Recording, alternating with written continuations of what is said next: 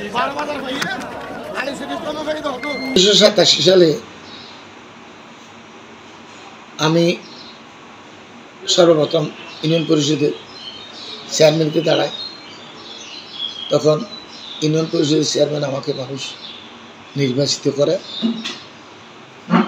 আদালতের মাধ্যমে আমি ইউনিয়ন পরিষদের চেয়ারম্যান হিসাবে স্বীকৃতি লাভ করি, কিন্তু আমি পাওয়ার এক্সারসাইজ করতে পারিনি। কারণ সেদিন উপজেলা নির্বাচন হয়েছিল, আমি আবার উপজেলায় দাঁড়াইছিলাম। এক পর্যায়ে দেখা গেল উপজেলা স্থগিত হয়ে গেল, তার মানে হলো আমি গেল ছাড়া গেল। এরপরে আসলো পৌরসভা নির্বাচন। পৌরসভা নির্বাচনে প্রথমবার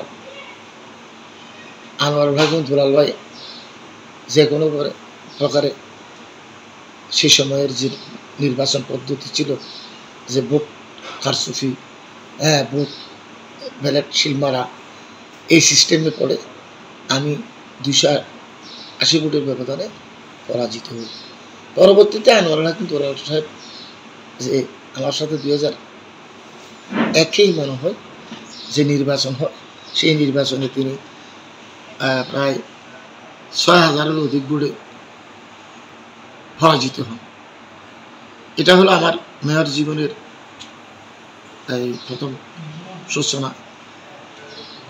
এরপরে উপজেলা পরিষদের নির্বাচন। উপজেলা পরিষদের নির্বাচনে আমাকে চকরিয়ার মানুষ বিপুল ভোটে উপজেলা চেয়ারম্যান নির্বাচিত করেন।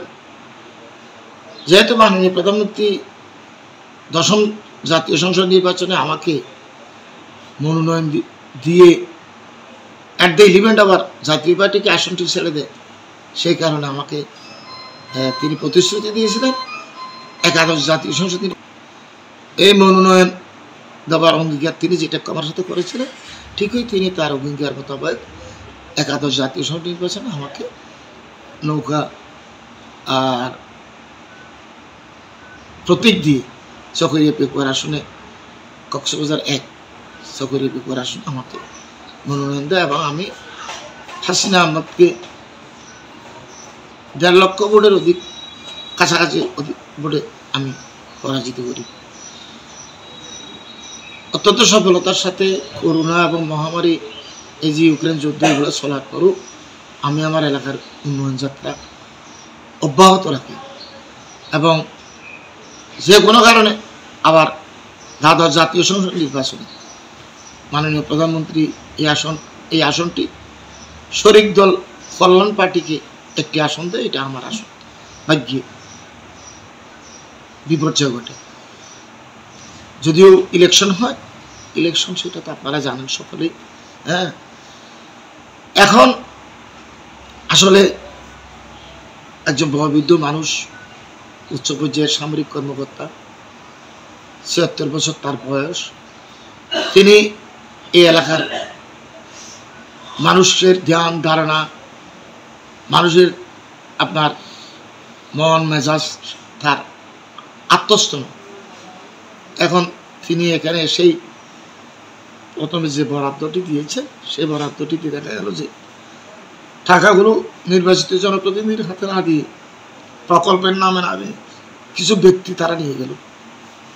এটা নিয়ে এলাকায় তুমুল এখন আপনার আলোচনার জট বয়ে যাচ্ছে। এরই মধ্যে উপজেলার তফসিল হলো, এলাকার আমার নেতাকর্মীর সমর্থক সুগন্ধীরা, বিশেষভাবে অভিভাবক খারাপ চকরিয়ার পেকুয়ার মানুষ, চকরিয়ার মানুষ আমাকে জোর দাবি জানালো যে আমি যাতে উপজেলা চেয়ারম্যান হিসাবে প্রার্থী হই। তোদের কাছে একটা এক্সাম্পল ছিল যে ইলিয়াস মৌলভী সাহেব এমপি ছিলেন, আপনি উপজেলা চেয়ারম্যান ছিলেন, আপনি এমপি সাহেবের বেশি কাজ করেছেন। মসজিদ, মাদ্রাসা, স্কুল, শিক্ষা প্রতিষ্ঠান, রাস্তাঘাট সব কিছু আপনার হাতে দিয়েছেন, ব্রিজ, কালভার্ট, এগুলো। তাহলে এখনও আপনি, যেহেতু ইব্রাহিম সাহেব একজন বয়োবৃদ্ধ মানুষ, তাছাড়া তিনি সরকারি দলের নয়, আপনি সরকারি দলের সভাপতি, আপনি উপজেলা চেয়ারম্যান হলে ওনার যে শূন্যতাটা সেটা পূরণ হবে। এবং যদি আপনি চান, আমাকে মানুষ বলল যে ইব্রাহিম সাহেব এবং আপনি যদি সমন্বয় করে কাজ করেন, আমাদের এলাকাটা অন্তপক্ষে উন্নয়ন বঞ্চিত হবে না, অবহেলার শিকার হবে না।